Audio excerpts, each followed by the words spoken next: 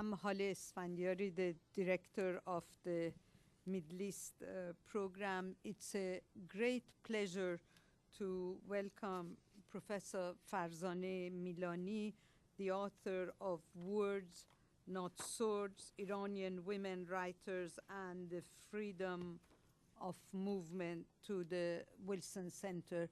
This is the second time that Professor Milani is speaking at the center. We really are honored to have her with us. And I would like to also welcome Professor Karimi Hakkak, a friend of ours from the University of Maryland.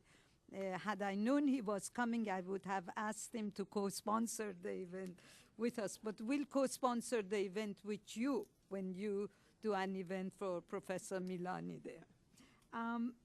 This is an amazing book. I must confess that I started reading it around 2 in the morning 2 weeks ago when I was leaving Rabat, Morocco, waiting for the plane to take off. Then continued reading it on the plane, continued reading it at the airport for 4 hours, waiting in Paris to make the connection, continued reading it for another 8.5 hours on the plane, and it really is spellbinding. And somehow, as you read it, you start thinking about not only contemporary Persian literature and the authors, but also the Green Movement and the Arab Spring. I still don't have the heart to call it the Arab Fall. I would like to refer to it as the Arab Spring. And Farzaneh used a sentence which really moved me very much. She said that the desegregated nature of these massive demonstrations, meaning both in Iran and in the Arab world, in which throngs of women walk shoulder to shoulder with men and face batons and bullets with open hands and life-affirming words, is unprecedented. It is indeed a revolution, she says, within revolutions. And I thought I'm going to get her permission to use that phrase, a revolution within a revolution, for my next talk. On the I'll be honored.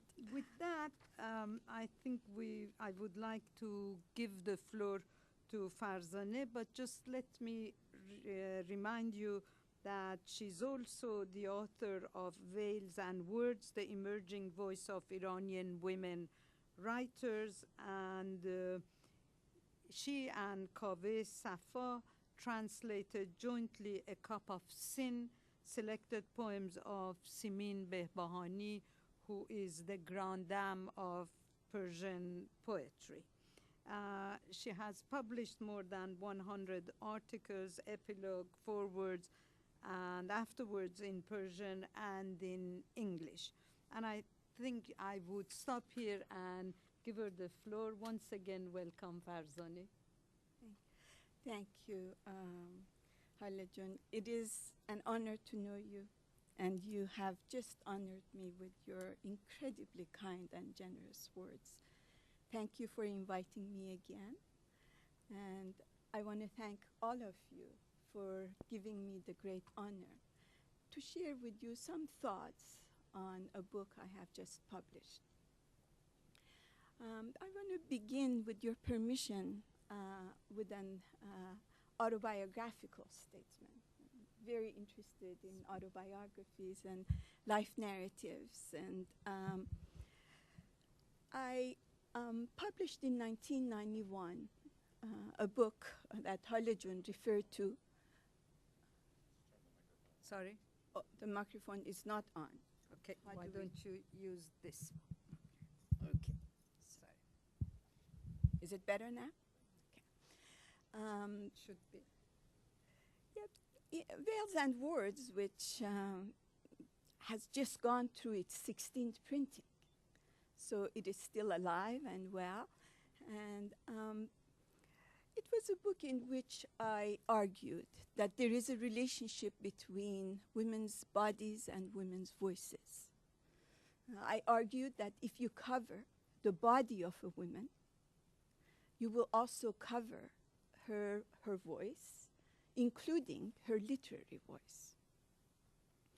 I went back to the middle of 19th century when Iranian women began to unveil themselves for the first time. And I believe, at least to the best of my knowledge, Iranian women are the first who unveiled themselves in public, making a political statement. Well, it was fine up to a point. When I got to the post-revolutionary period in Iran, the literary production after the revolution, there were people like Tahireh Safarzadeh, there were other women who had voluntarily adopted the veil and who were by far more popular, by far more accessible to the general public. So very conveniently, I also argued in the same book that the veil can be a sign, a symbol, a means of segregation, but it can also do the opposite, be a sign and a symbol and a means of desegregation. The book, like all books, has had its very generous and numerous kinds of reviews. To the best of my knowledge, again, to this day, nobody took me to task. Well, what kind of theoretical background is this? I mean, my paradigm simply doesn't work. If the veil restricts women and covers their literary voices with silence, then why is it that we have a literary renaissance in Iran among women after the revolution and its imposed veil? So it took me a while to think about this discrepancy, think about this major problem I had presented in the book. The result is words, not swords. My understanding now is that the issue at hand is not the veil, although in periods of the Islamic history, the veil has functioned as a means of segregation, but that there's been other times when the veil wasn't a means of segregation. So then the question for me was, what is it? Because we know, and in a minute I will show you examples, that the pantheon of Persian literature, which I'm very proud of it, is really one of the treasures of world literature, up to a few decades ago was mainly monopolized by men. Why? So Veils and Words, Words Not Swords, is an attempt to answer that question, that valid question that has been nagging at me all these years. And I've been working on Iranian women writers for well over 3.5 decades. So I want to suggest to you that in fact it is not the veil. We have fetishized the veil to a point that it has veiled us from what is indeed happening in the Islamic world. And in a minute I will show you that it's not the monopoly of the Islamic world either, that it is, although to different degrees, but that it is one of the major obstacles on the way to freedom for women in patriarchal culture. And I want to assure you, I don't use that word cavalierly. I know it has been used and abused so many times that it has lost its meaning. So let me, with this long preface, go back to what's happening now in the Middle East and North Africa. To me, the most fascinating aspect of these demonstrations has been the desegregated nature of them. You see women, veiled and unveiled, young and old. From some of the description of them, we know some are highly literate and some are not. surrounded shoulder to shoulder with men. This is, of course, the Green Revolution in Iran. This group seems, in a way, to be sex segregated, and the reason I show you is to show that I'm not talking about isolated cases. There are a large number of women taking part in these demonstrations. Other parts, Tunisia, Egypt, Yemen, Bahrain, and even Syria.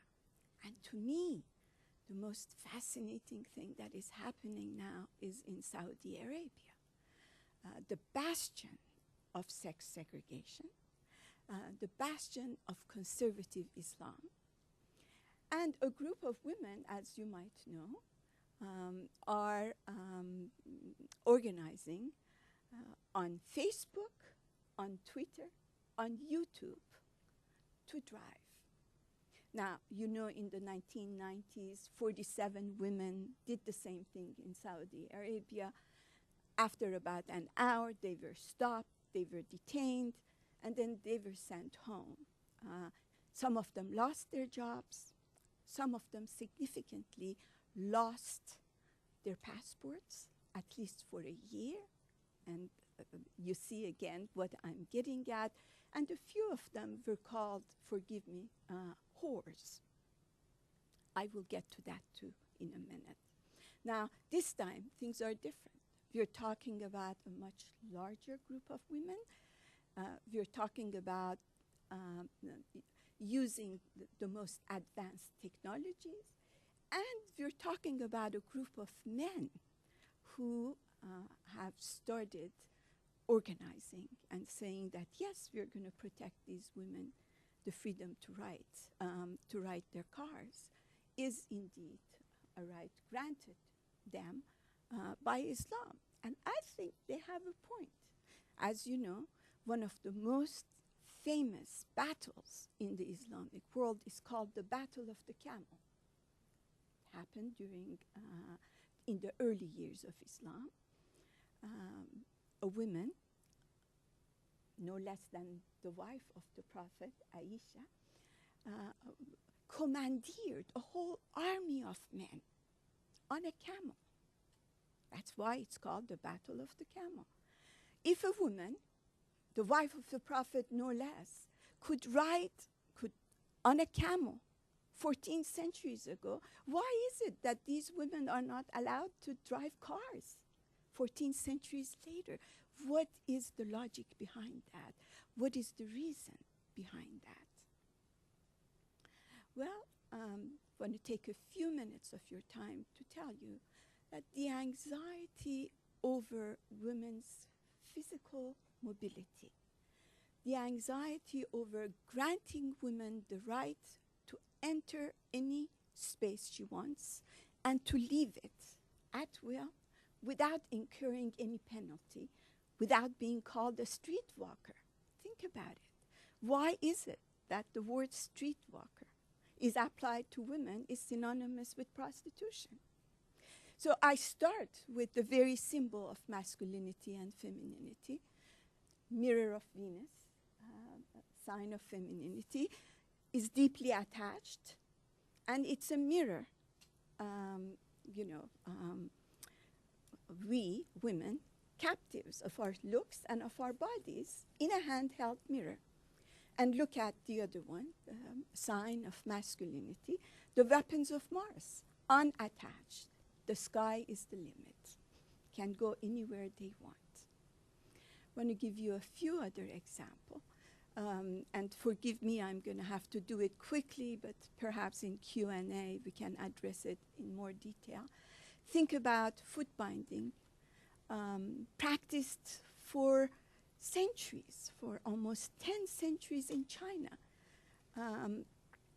I know all these institutions are much more complicated and you cannot assign a single reason to them. But one of the main reasons behind foot binding was to deny women their right to move about freely. Look at Cinderella. the fairy tale that is by far the most popular tale in the world. What was the quality of Cinderella that took her from rags to riches?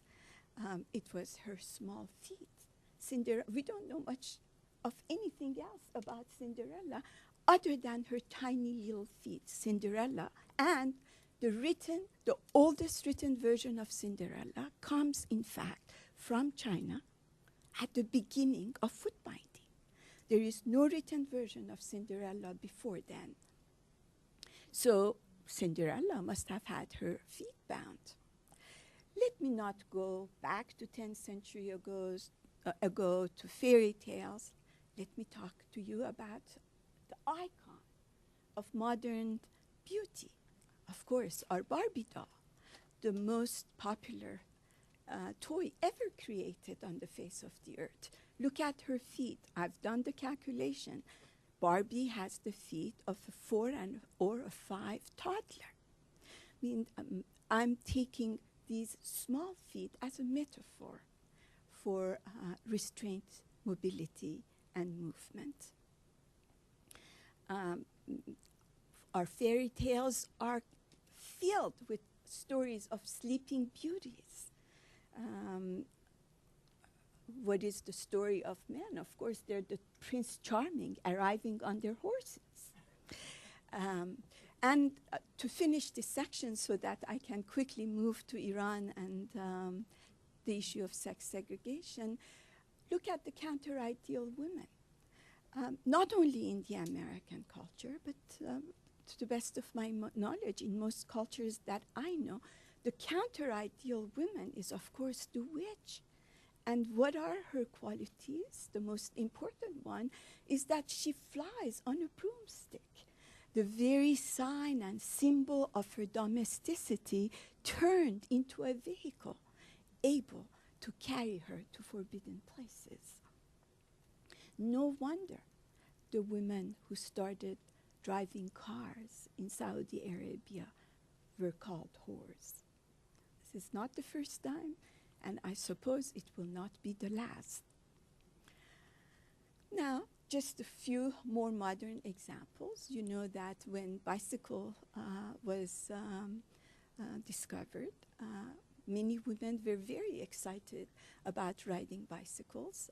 You know, Susan B. Anthony, one of my favorite people in the late 1800s, said that the bicycle has done more for the emancipation of women than anything else in the world. She knew what she was talking about. She was talking about space. She was talking about the control of space. She was talking about a basic human right, the freedom of movement. Now, of course, like women in Saudi Arabia who are called streetwalkers and prostitutes just because they wanted to drive cars, the early women who wanted to ride their bicycles had also a lot of problems, all revolving around their bodies and notions of promiscuity.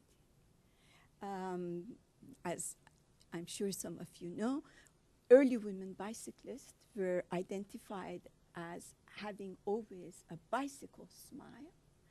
Bicycle smile was because it was assumed that these women who are riding their bicycles, who are happy to be going places, are happy because they're deriving sexual gratification from the contact of their sexual organ with the saddle.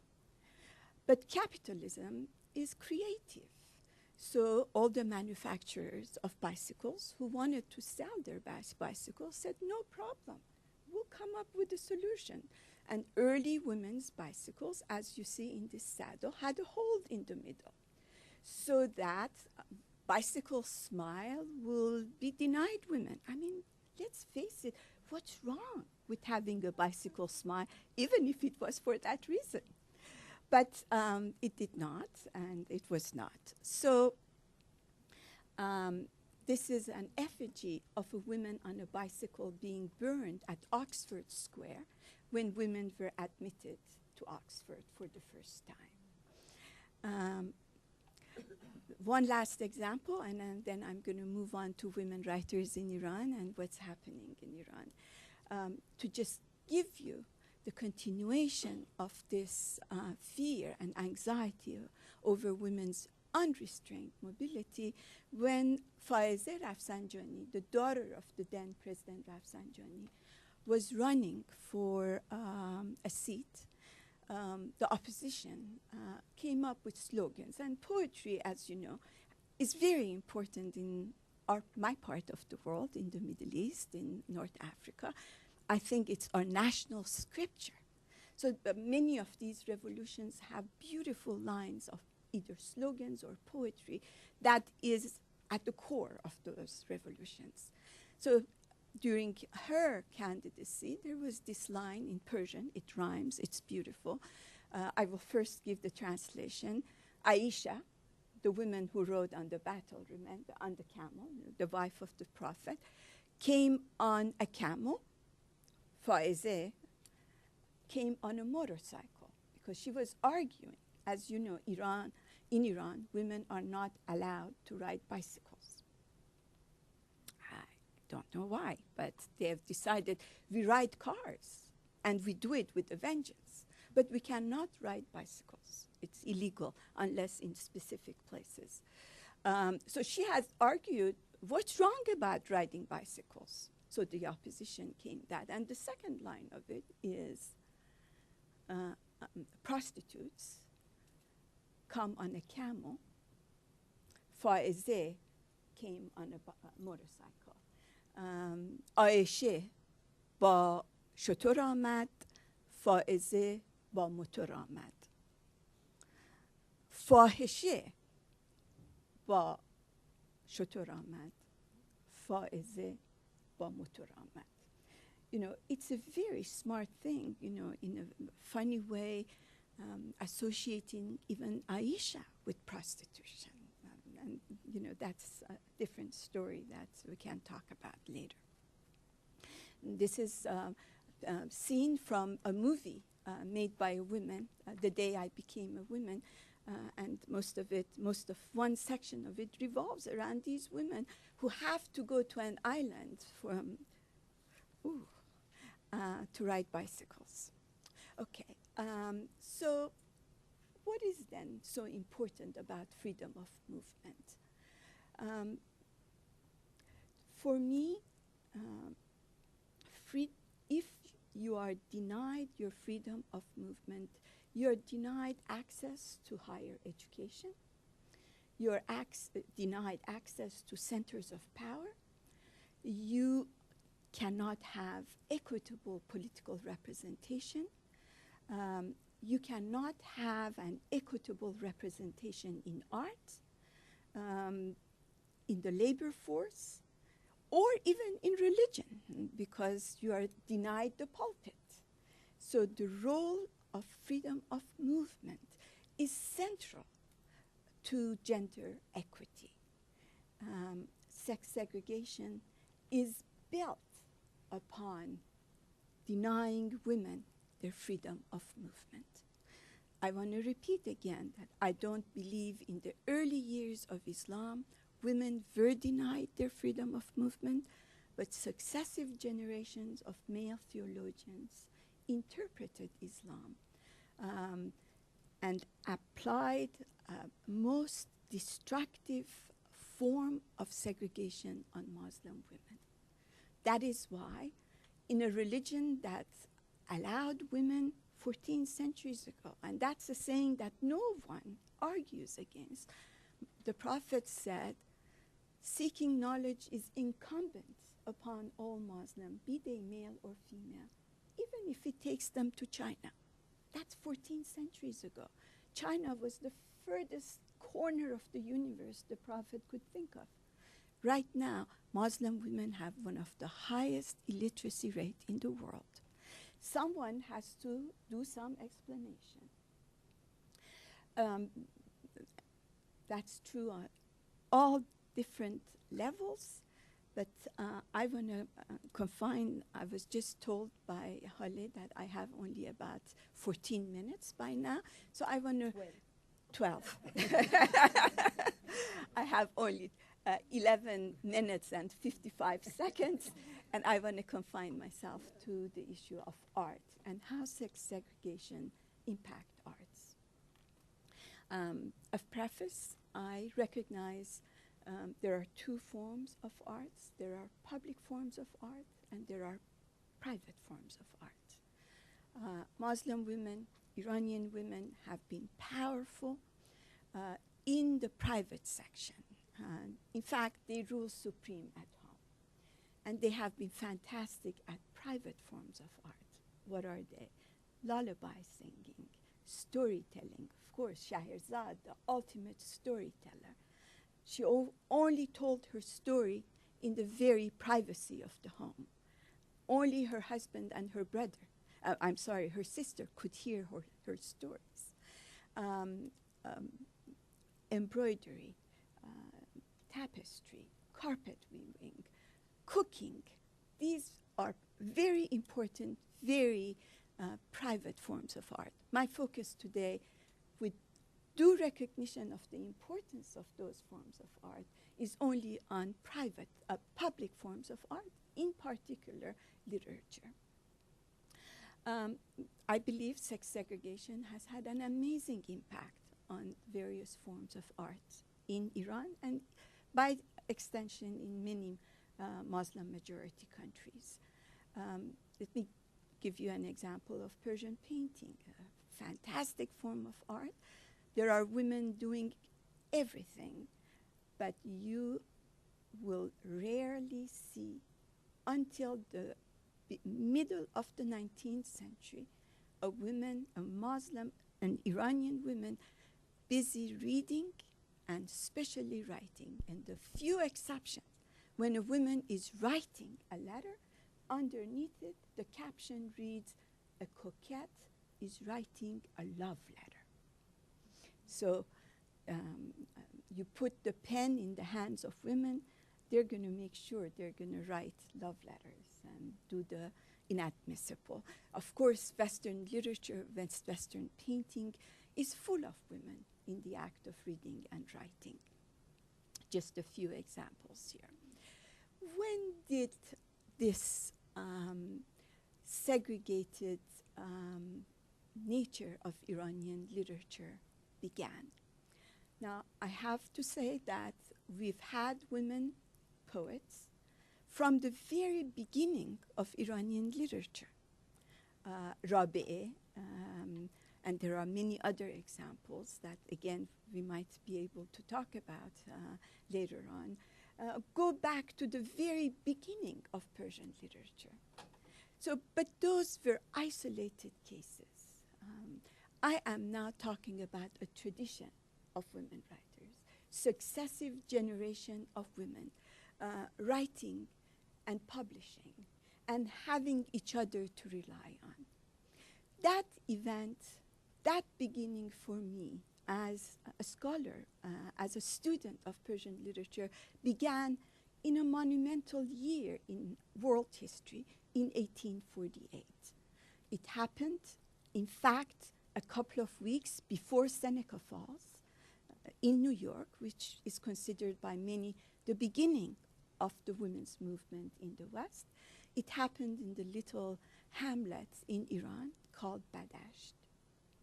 A woman, also a poet, entered a congregation of 81 men.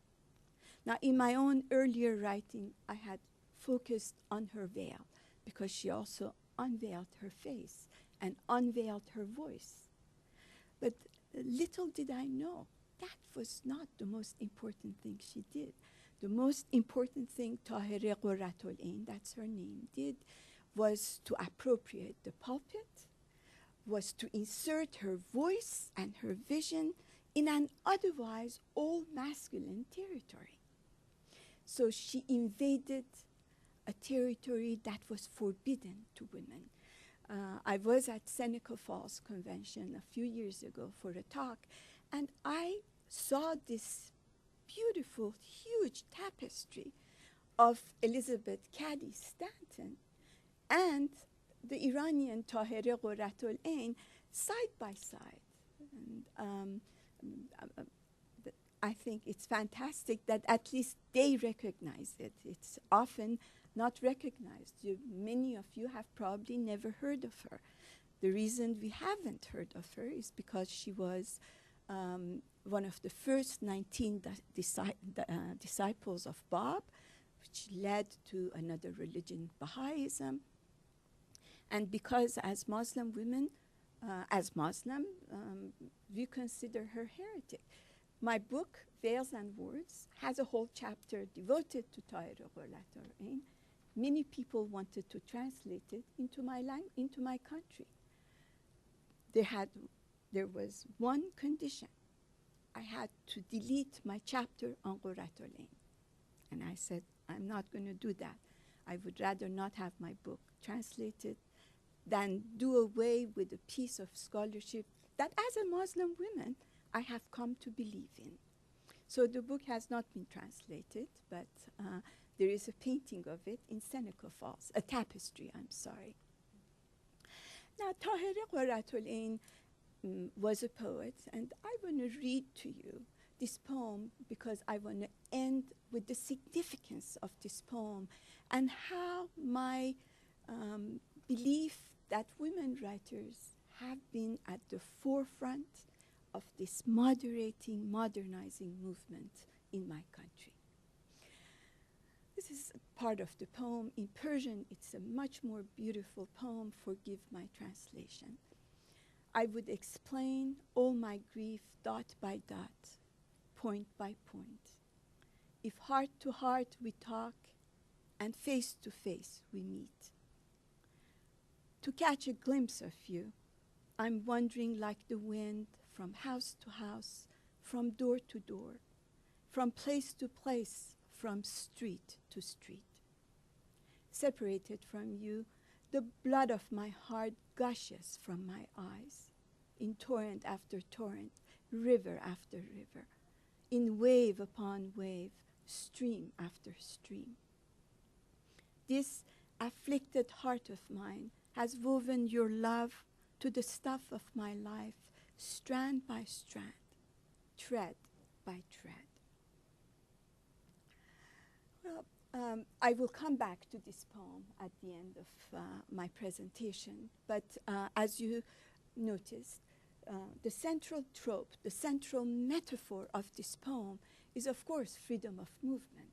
I will go from house to house. She becomes one with the wind.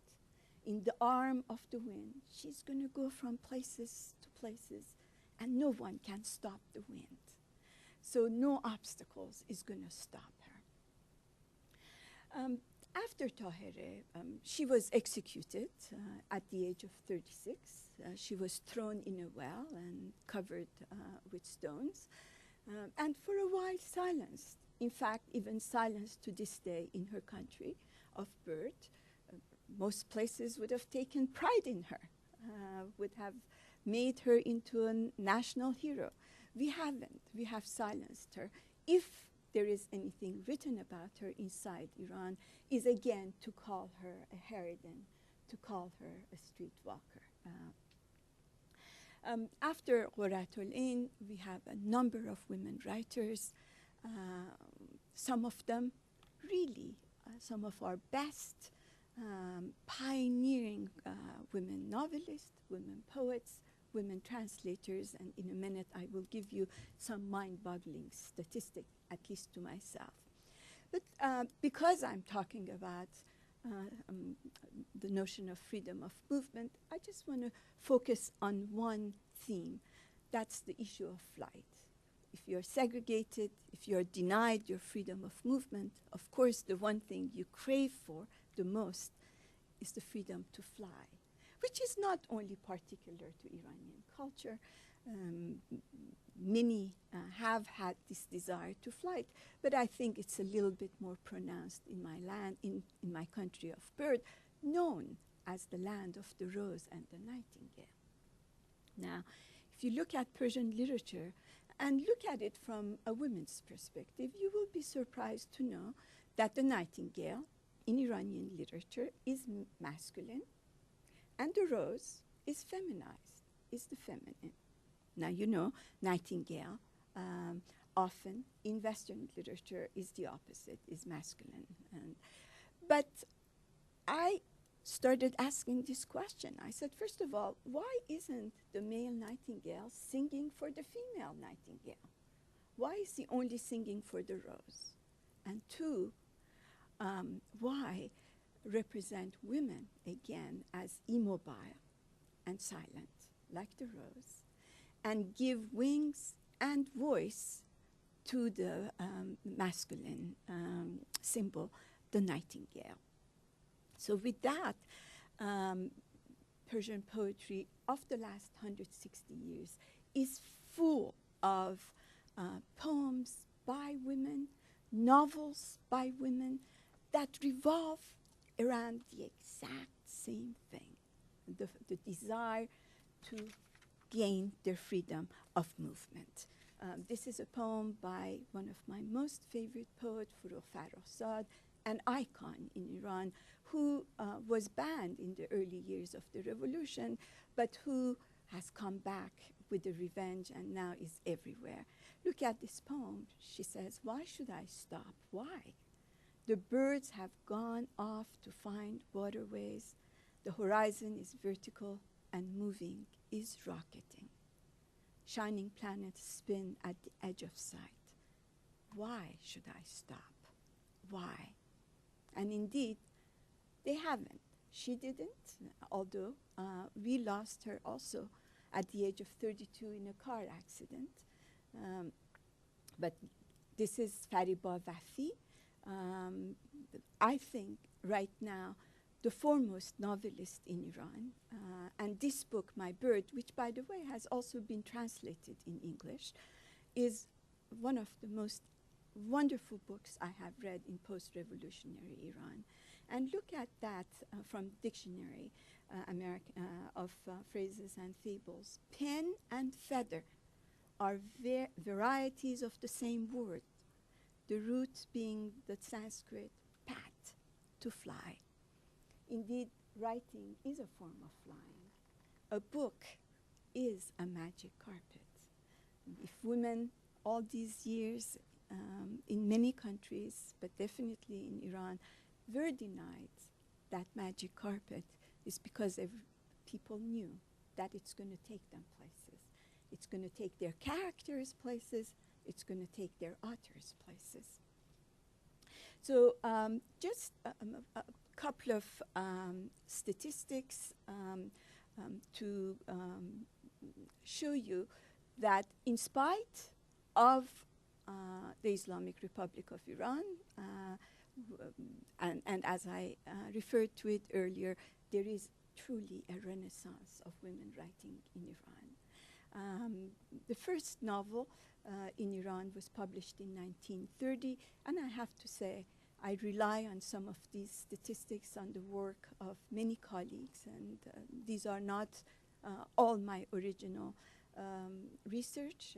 I have a dear and most erudite colleague right here, Professor Karimi Hakkak, and so please do remember these are not only my these statistics. And so to move quickly,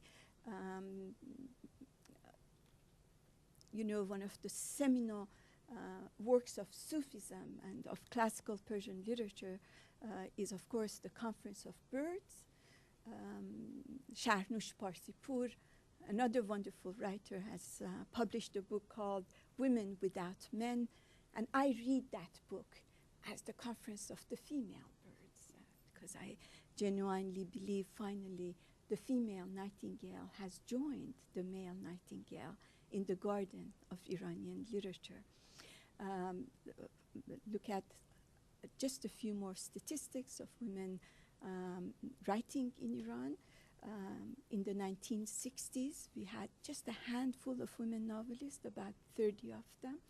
Right now, we have 370 women novelists, equal to the number of men novelists. Number of translators has, it's almost 300 times more than just 1997. Women writing, working in Iranian publishing industry, women publishers. Look at that. In 2003, we had 103 women publishers. As you know, a few years ago, women started this very truly wonderful grassroots movement campaign for 1 million signature to change discriminatory laws. They have not succeeded yet in having their 1 million signature, but I think they have succeeded on many different levels. Why did I read to you the poem by Tahir Qurratul Ain, and why do I refer to campaign for 1 million signature? Because I think these courageous women, brave women that we should all be proud of, not talking in the safe distance of diaspora, talking from inside the country, have chosen as their motto a line from Tahir Qurratul Ain from the poem I read to you. They have called their campaign Face to Face, Street to Street. And that poem, as I read to you, and as many know in Iran, is taken, at least, even if some consider that that poem is not written by her, but at least is assigned to her, and I think it is written by her too. So the campaign for 1 million signature, a grassroots political thing, has been wise enough to recognize that indeed women writers, a woman of 160 years ago, has been at the forefront of this liberating, moderating, modernizing movement in Iran. I want to end, hopefully on time, with a poem of a lioness of a woman who is in her 83s in Iran, a woman who has consistently refused to leave Iran, although she has traveled repeatedly throughout the world, a woman who is under country arrest in her country right now because her passport was confiscated last year as she was leaving to give a talk at International Women's Day in France. I love this poem, and I think in a way the title of my book was inspired by people like her. I mean, the whole book is, but definitely the title of it. My poems are my sword. They're mightier than any sword. Though they can cut deep, my fine weapon is not for bloodshed. I think these are exhilarating times in the Middle East and in North Africa. I think the desegregated nature of these demonstrations, like the demand of women in Saudi Arabia to drive, is very much like the iconic image of the man who stood in Tiananmen Square in front of those roaring tanks. This is a new era in the Middle East and North Africa. And I think women are going to be at the forefront of this non-violent civil disobedience. Thank you for listening. Thank you very much, Farzaneh. You gave us a fantastic overview and also a taste of what the book is. We have 10 minutes for questions. I would like to open the floor to questions. Barbara, please. There's a mic coming, yeah. I don't get a sense that the mic is working, but give it a try. We'll give it it's working. Oh, it is. Okay. Barbara Slavin from the Atlantic Council, thank you very much. It sounds like a great book. Can you talk a little bit about the political activity of women now in Iran compared to during the revolution? You have so many women in prison now in Iran. Was that not so prevalent during the 1970s, during the Islamic Revolution? I know you had women in the demonstrations, but do we see a much more engaged and militant group of women now in these demonstrations in Iran? Yes. Thanks. Farzana, you have to be brief because there are more questions. Okay. Okay. Please. Well, thank you, Barbara. This is a great question. It's not only in Iran that what we see happened. It happened in Algeria. It happened during the constitutional revolution in Iran. So yes, in pre-revolutionary, pre-1979 revolution, we saw a large-scale number of women who were fighting and struggling for whatever it is that they believed they were fighting for. Soon after the revolution became the Islamic Revolution, because at the beginning it wasn't indeed only an Islamic revolution. There were large coalition of other people taking part. But as soon as the revolution, 1979 revolution, became the Islamic Revolution, and I truly believe as soon as the hostage crisis happened, when the focus of attention was on something else, on the revolution, on the hostage crisis, things began to change very quickly. As you know, women were forced to cover themselves. And there was a deliberate attempt in the early years of the revolution to send women back home where they belonged, in their proper place. The war with Iraq happened, and like all wars everywhere, women were needed in the public square. So that's part of it. The other part of it is that years prior to the revolution, Iranian women had progressed a lot. There is a lot of criticism of the Pahlavi regime, but to be fair to them, the amount of progress accomplished during those years is truly mind-boggling. So Iranian women were also not ready to go back home.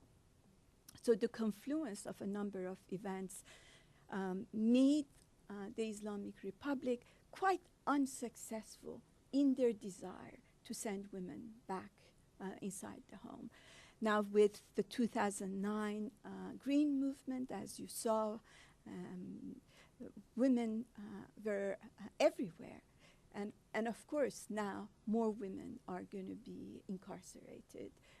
But the more women are incarcerated, the more we know that they are presenting themselves as a bigger threat.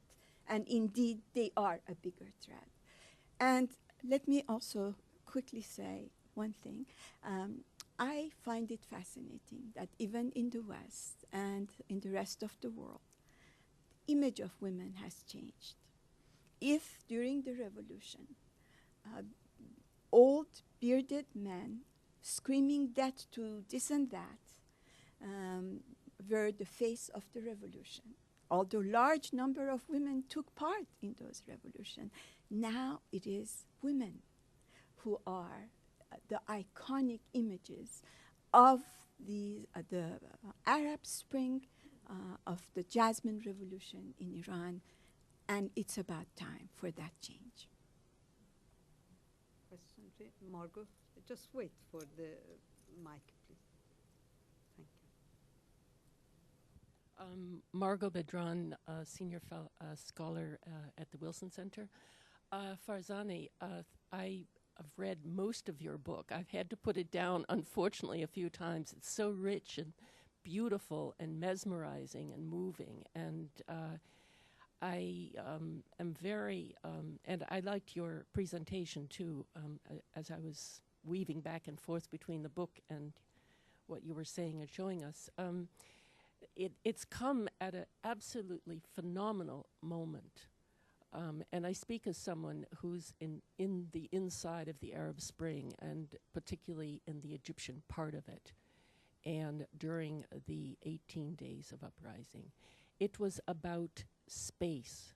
It was about mobility, and it was space for everyone who's been denied space.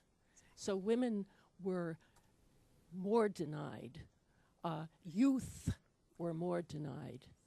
And it has helped me, excited me in rethinking this. And I think your shift from the veil covering the female body to this whole use of space is very apt. And also we see in Egypt, Fridays become times again when, in the process of trying to normalize whatever that is or to transform, there is always a return to this kind of space.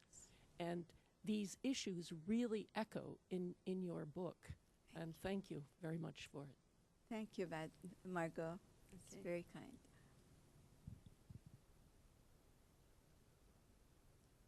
Okay, I'll ask the question. Farzandi, fast forward you to 2009. In the last 3 years, have we had any essay, any short story reflecting what has happened in the green movement and the role of women Inside you. published in Iran? Well, that's a great question, Halajun. It's a difficult, difficult. because I don't have an answer for Yes. it either. I've been following this, but I'm Miss Saide Pakrawan okay. has written a novel called Azadeh. Yes, she wrote it here. She wrote it here, Yeah. but it is based apparently on a large number of oral interview project over the phone. So I haven't finished the book, but it is about that. As for novels that will directly address the issue, I don't know of any. If someone has written it, I don't know. But there is the poetry of Simin Behbahani. Yeah. I think in the last 3 decades, the best possible history available about what has happened inside Iran is none of the history books, I'm sorry to say. It is the poetry of Simin Behbahani, who has been by far more prolific, more courageous, and who has written every day, almost, every day, of course, I'm exaggerating. How could she write a poem every day?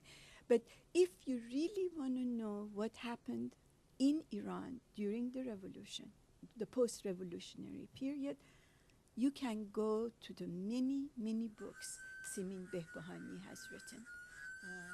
It is a clear history.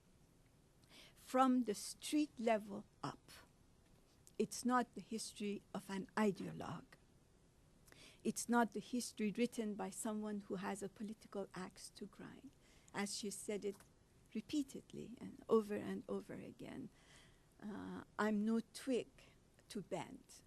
And she's no twig to bend because she does not belong to any political party. She is only committed to the truth. And she has spoken truth to power. So to me, I don't know of any other source other than Simin Behbahani, and I'm grateful that she's still writing and she's still publishing. So courageous. Yeah. That's right. Dave, just wait for the mic, please, and then. Thank you very much. I'm Dave Pollack. I'm at the Washington Institute for Near East Policy. I just, very quick comment. Your beautiful imagery reminded me of, suddenly, a memory from childhood of another image of a woman on a bicycle as a symbol of evil. And that is the witch in The Wizard of Oz, who during the tornado is suddenly riding on a bicycle instead of a broomstick. Do you all remember that? It's amazing how perfectly that matches. In fact, your I story. have a slide, but I have to Okay. cut it. I mean, it just came to me like in Absolutely. a flash. Yeah. Thank you But very much. yeah, but my question is much more, I guess, sort of sad, and that is, do you see that there is a prospect of the current revolutions or uprisings in Arab countries taking a similar path to that of Iran? In other words, starting out as a movement for freedom and equality, but ending up with a backlash against women's rights. And Thank you. yeah. I do. And I think if we want to be realistic, we have to realize that the path is strewn with difficulties and with backlashes. But if you would allow me, I want to give you the example of Iran. If we go back to 1848, when I think was the beginning of this desire to desegregate public spaces, sure, they killed Tahir Qurratu'l-Ain at the age of 36. During the Constitutional Revolution of 1905, 1911, large number of women were demanding their rights. And soon after it was time to decide, women were not even given their right to vote in Iran. But look at what's happening now. 64% of all women admitted to institutions of higher education in Iran are women. If you do your calculation very quickly, that leaves 36% for men. Iran is the only country in the world that I know of that is thinking of affirmative action for men. So yes, there are going to be backlashes. There are going to be possibilities of other autocracies, of other dictatorship, of military takeovers. But in the long run, I think these women who are out there in the street, these young men, I mean, I give them as much credit, who are supporting these men who have started a web page in Saudi Arabia in support of women. Nobody did it in the 1990s. Things have changed for the youth, for men and women. No one can stop this movement. There might be backlashes. There might be detours, but eventually, I think I'm very optimistic about what's happening. Yes. The genie is out of the bottle. Marjan Asi, I'm here in my own individual capacity. Thank you, Ms. Milani, for your presentation one. My question has to do with kind of government and how that affects the role of women. So specifically, during the Shah's time, it was believed that he was implementing these reforms for women. Yet with the statistics, like the one you just said, 64% of women in higher education, and then earlier when you were talking about translators and novelists and things like that, there's a lot more now than there was then. Absolutely. And we're in an Islamic republic. So what explains this difference? Sure. Thank you. This is a great question. You know, I've been thinking a lot about that. How do you explain the fact that in the Islamic Republic of Iran, and you know, who is full of contradictions and cannot be blamed for not being full of contradictions, especially for its tolerance for contradictions, especially when it comes to women's issues. You know, when you have such leaps forward, there is never a single factor. There are a variety of reasons. First and foremost is that struggling for the rights of women started in Iran 160 years ago. It goes back to the beginning of women's movement in the West. I mean, Seneca Falls in Badasht happened 2 weeks after Seneca Falls in New York happened 2 weeks after Badasht in Iran. So the roots of it go back 150, 160 years. We cannot deny that. And you know, when women are changed, they're changed for good. You can't take it back. You might be able to force them to cover their hair if they don't want to. To me, it's the right of a woman to choose how she wants to present herself to the world. No one can tell her to veil or unveil. I have problem with the forced unveiling of 1936. I have as much problem with the compulsory veiling of 1983. That's one. So the long history of women's movements, at least even if you don't call it movement, the desire for freedom. That. Then during the Pahlavi era, many things happened. That was very helpful. something fascinating happened after the revolution. By segregating the public spaces, by imposing the veil on women, many traditional families who would have otherwise not allowed their daughters to leave the home and to gain access to the public arena did it. So you have the reason we have 64% of our students in institution of higher education is that it's going to be a lawyer, to be a doctor, to be any of these jobs in the public sector is no longer the monopoly of the elite families in Iran.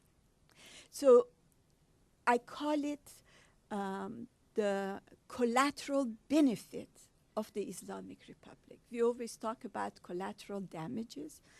There can be collateral benefits too. I don't think it was the intention necessarily, but the outcome has been this amazing outpouring of women from the inside to the public sector. And last but not least, in a segregated society, because the spaces of men and women are separated, women develop certain managerial qualities that men usually are not aware of. So women had already those qualities. You know, I can tell you the reason I began women's studies 36, 37 years ago was because, you know, I became an Iranian when I left Iran. So like all Iranians, like all immigrants, I wanted to learn more about my culture. I started reading the few books available. The more I read them, the more I said, where are the women I know? These women don't represent the strong, powerful, wise women that I was surrounded in my country. So Iranian women are bringing to the table those years of managerial dexterity, and all these other things have happened.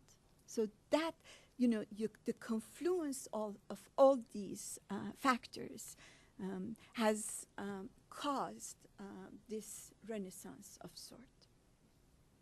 Farzaneh, thank you very much for an excellent, wonderful presentation. And as I said, you just got a taste of the book. The book is fascinating to read, and we will have more meetings on Iranian women and women across the region. So please join me in thanking Farzaneh. Thank you. Thank you.